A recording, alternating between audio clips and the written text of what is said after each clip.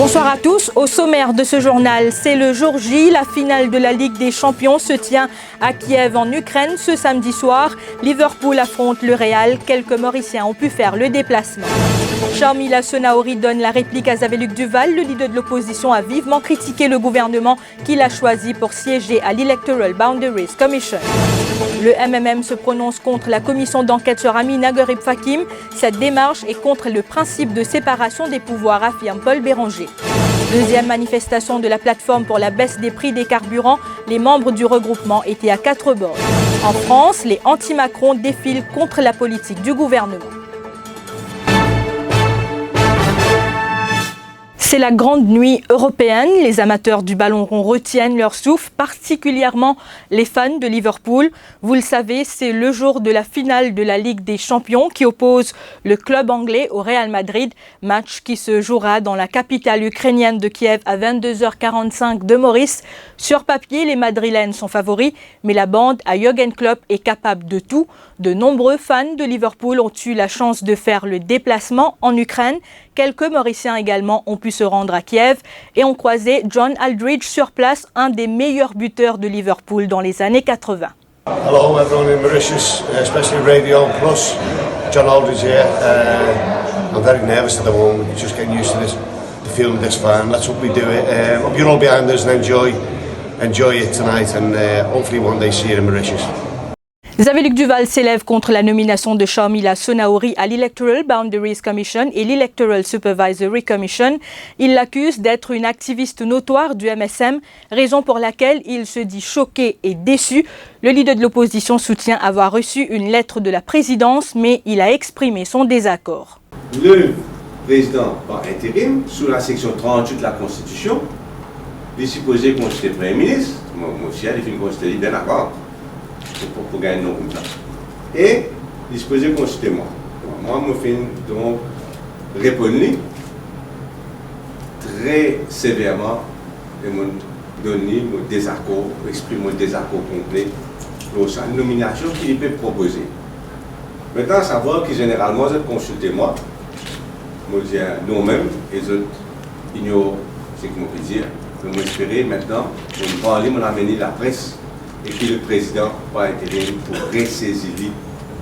Nous avons sollicité l'avouée Sharmila Sonaori. Elle affirme avoir toute sa légitimité pour occuper ce poste à l'Electoral Boundaries Commission. Je ne suis pas au courant de ça à travers la conférence de presse de M. Duval, parce que je n'ai pas encore gagné mon lettre d'appointement scalaire. Il y a activiste notoire. Je suis content, le chef de l'opposition décrit à moi qui veut dire par activiste notoire. Là, je peux répondre, enfin, mot notoire, là, puis intriguement, moi, je peux comprendre qu'il peut dire pas ça. Vous connaissez, nous tous, nous avons une couleur politique dans Maurice, nous sommes un pays démocratique, nous sommes un démocrate politique, quand nous en fonction, nous exerçons d'une façon faire, égale pour tout le monde. Donc, on a tout à fait une légitimité pour assumer sa poste à l'Electoral Supervisory Commission. Bien sûr, moi j'ai un background légal, moi avoué, moi pratiqué depuis 26 ans jusqu'à l'heure, moi pas aucun problème. Le MMM contre la commission d'enquête sur l'ex-présidente de la République. Ce n'est pas le rôle de 3 sitting judges de définir si Amina Gurib Fakim a violé la Constitution ou pas. Tel est l'avis de Paul Béranger qui était face à la presse ce matin. Cette commission d'enquête va à l'encontre du principe de séparation de pouvoir selon lui. On n'oublie pas du tout le rôle de 3 sitting judges de la Cour suprême de faire sa qualité d'enquête-là et de prononcer, je ne sais pas, la présidente, il fallait, pas il fallait, il viole la Constitution, pas il faut. Et encore moins, ni pas le rôle de 3 sitting judges, comment les termes sont fait ainsi dire, de venir faire une recommandation pour un changement constitutionnel et politique. Donc, pour nous, c'est très grave. Je suis juge de la Cour suprême, il est bien possible qu'il y ait 3 sitting judges là, quand la commission d'enquête terminée, il est bien possible qu'ils se retrouvent devant la Cour suprême, contestés devant la Cour suprême. À noter que le fait que Madame Delou prenne la parole lors de la conférence de presse n'est pas passé inaperçu. Comme Paul Béranger, l'ancien ministre a fait ressortir que la Constitution a été bafouée.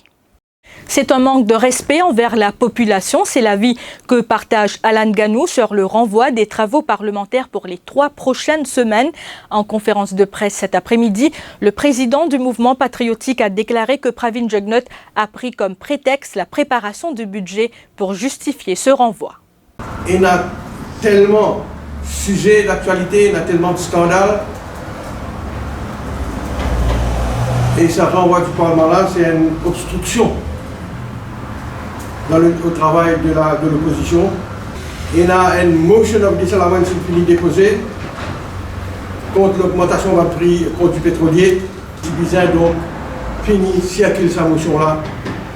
Et la semaine prochaine, le pays tibizin, en présence de ce débat, gouvernement et l'opposition, s'y passe à l'augmentation des produits pétroliers là, le justifier ou bien non.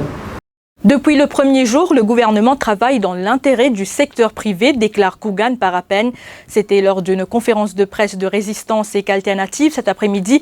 Selon lui, le Premier ministre et ministre des Finances a capitulé vis-à-vis de Business Mauritius. Ce gouvernement-là, depuis ce premier jour à la tête de ce pays-là, il travaille, il œuvre dans l'intérêt du secteur privé et presque du secteur privé uniquement.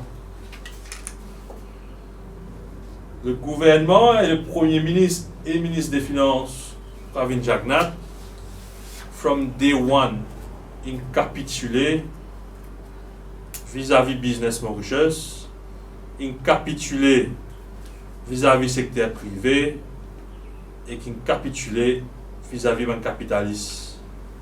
La manifestation de la plateforme pour la baisse des prix des carburants s'est tenue à la place Taxi à 4 bornes à la mi-journée aujourd'hui.